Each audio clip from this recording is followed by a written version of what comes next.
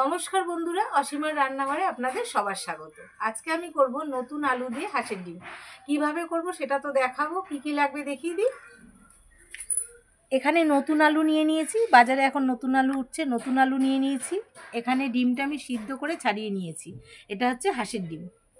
মশলার জন্য তেল, হলুদ গুঁড়ো, একটা পেঁয়াজ কুচি, এখানে আছে গোটা জিরে, ফোড়নের জন্য দুটো শুকনো লঙ্কা, এখানে আদা নিয়ে নিয়েছি, শুকনো লঙ্কা, এখানে আছে 2 কোয়া রসুন, এখানে লবণ। তাহলে আপনারা দেখতে থাকেন রান্নাটা আমি কিভাবে করি। বন্ধুরা, এখানে আমার উনুন ধরে গেছিলো বলে আমি কড়াইটা বসিয়ে দিয়েছি। কড়াই এবার জল দিয়ে দেবো।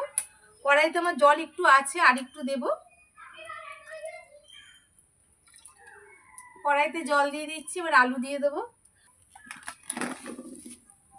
যে আলুগুলো দিয়ে দিলাম, আলুটা এবার সিদ্ধ হতে দেবো। তার জন্য লবণ দেবো আগে, লবণ দিয়ে দিলাম। এবার আমি ঢেকে দেবো, ঢেকে আলুটা সিদ্ধ করে নেব।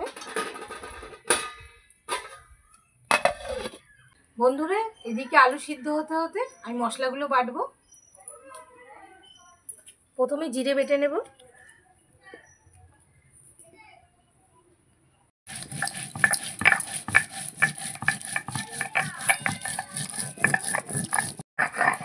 জিরেটা আমার বাটা হয়ে গেছে।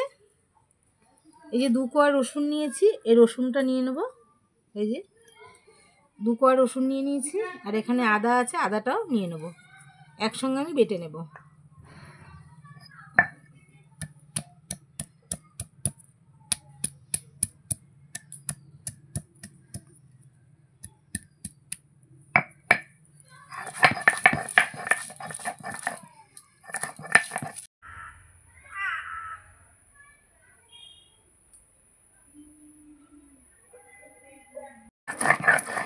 এদিকে আদা রসুনটাও জিরের সঙ্গে বেটে নিয়েছি। আমি পেঁয়াজটা কিছুটা বাটবো আর কিছুটা রেখে দেবো। এই যে অল্প একটু পেঁয়াজ বেটে দেবো ডিমের ঝোলে।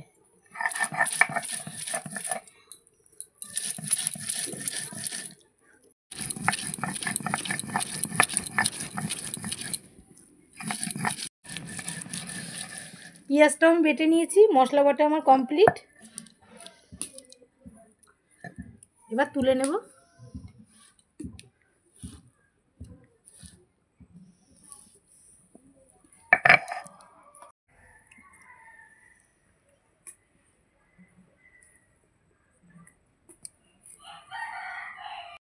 ঢাকাটা তুলে নেব, দেখবো আলু সিদ্ধ হয়েছে কিনা। হ্যাঁ বন্ধুরা, আলু সিদ্ধ হয়ে গেছে। এই দেখুন, আলু সিদ্ধ হয়ে গেছে। এবার আমি একটা কথা বলি, হাঁসের ডিম সিদ্ধ হতে সময় লাগে।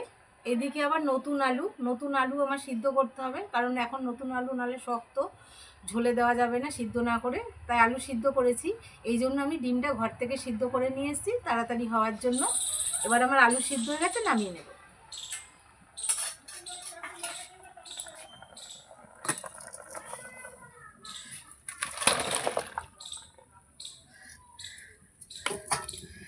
নামিয়ে নিয়েছি, এবার কড়াই বসিয়ে দেবো।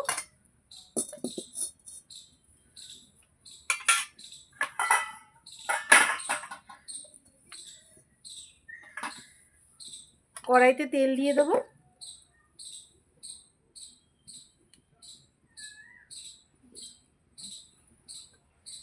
তেলটা গরম হোক, তারপরে আমি ডিমগুলো ভেজে নেব। তেলটা আমার গরম হয়ে গেছে। তেলের মধ্যে একটু লবণ দেব, একটু লবণ, একটুখানি হলুদ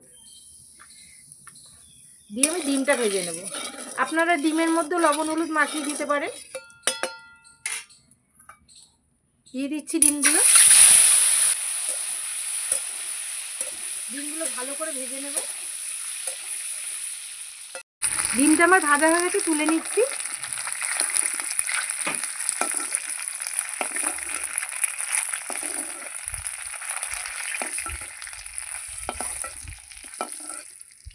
সব ডিম আমার ভাজা হয়ে গেল। কড়াইতে আমি আবার বেশি করে তেল দিয়ে দেবো। ডিমের ঝোলটা আমি রান্না করে নেব। তেল দিয়ে দিলাম, ফোড়নে দেব জিরে, এই যে ফোড়নে গোটা জিরে,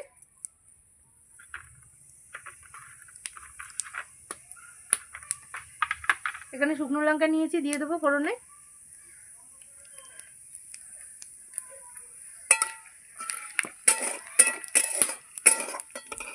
ফোড়নটা হয়ে গেছে, এবার আলুগুলো দিয়ে দিচ্ছি।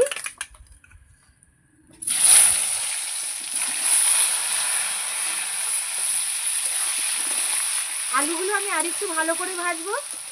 আলুর সঙ্গে আমি পেঁয়াজও দিয়ে দেবো।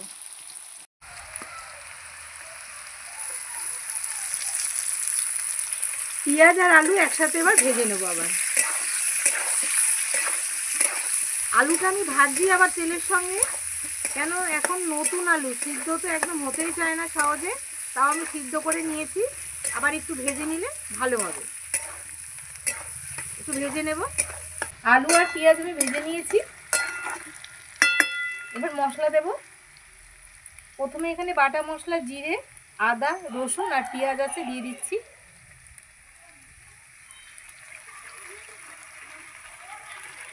লবণ দেব, হলুদ,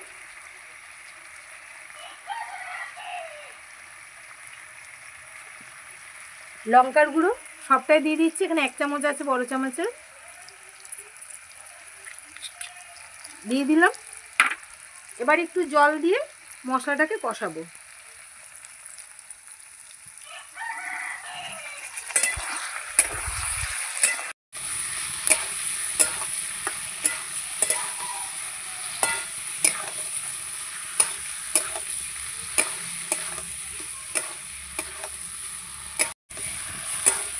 আলু আর মশলা ভালো করে কষিয়ে নিয়েছি, এবং কত সুন্দর এসছে কালারটা। এবার আমি ডিম দিয়ে দেবো। এই যে হাঁসের ডিমটাকে ভেজে রেখেছিলাম, ডিমটা দিয়ে দিচ্ছি। ডিম দিয়ে আবার কিছুক্ষণ কষাবো আমি, আস্তে আস্তে করে নাড়তে হবে, ডিমটা যাতে ভেঙে না যায় আলুর সঙ্গে।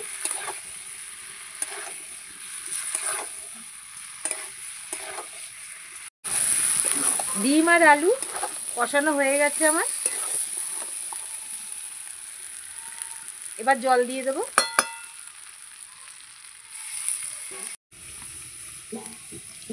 জল দিয়ে দিলাম।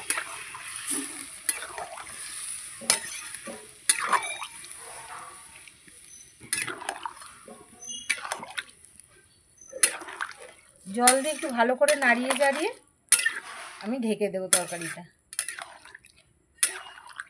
আর একটু জল দেব।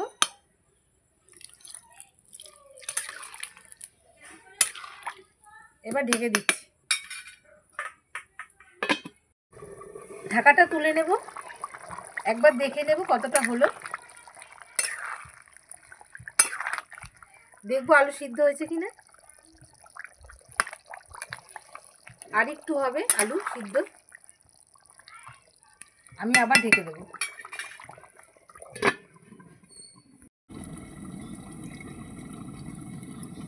ঢাকাটা তুলে দেখবো কি সুন্দর ফুটছে।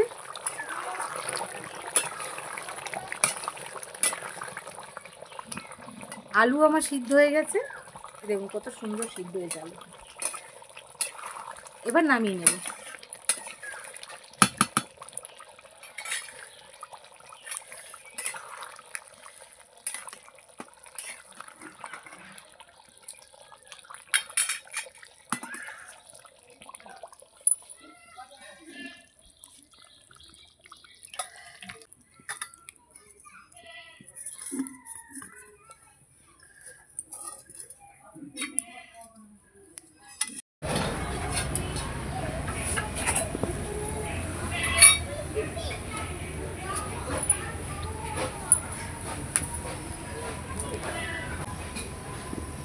বন্ধুরা, এই যে নতুন আলু দিয়ে হাঁসের ডিম আমার হয়ে গেছে, নামিয়ে নিয়েছি। এই দেখুন কালারটা, দেখুন কি সুন্দর এসছে। তাহলে বন্ধুরা দেখলেন তো নতুন আলু দিয়ে আমি হাঁসের ডিম কিভাবে রান্না করলাম। আপনারা বাড়িতে অবশ্যই নতুন আলু দিয়ে হাঁসের ডিম এইভাবে রান্না করে খেয়ে দেখবেন, ভালো লাগবে। আমার চ্যানেলটাকে ভালো লাগলে লাইক করবেন, সাবস্ক্রাইব করে দেবেন, শেয়ার করে দেবেন। নিত্য নতুন রান্না পেতে গেলে কিন্তু আমার সঙ্গে থাকতে হবে। আর আমার রান্নাগুলো কেমন লাগছে অবশ্যই কমেন্ট করে জানাবেন। যারা ফেসবুক থেকে দেখছেন চ্যানেলটাকে ফলো করে দেবেন। আর আমার সঙ্গে এতক্ষণ থাকার জন্য অনেক অনেক ধন্যবাদ। নমস্কার, জয় মাতা।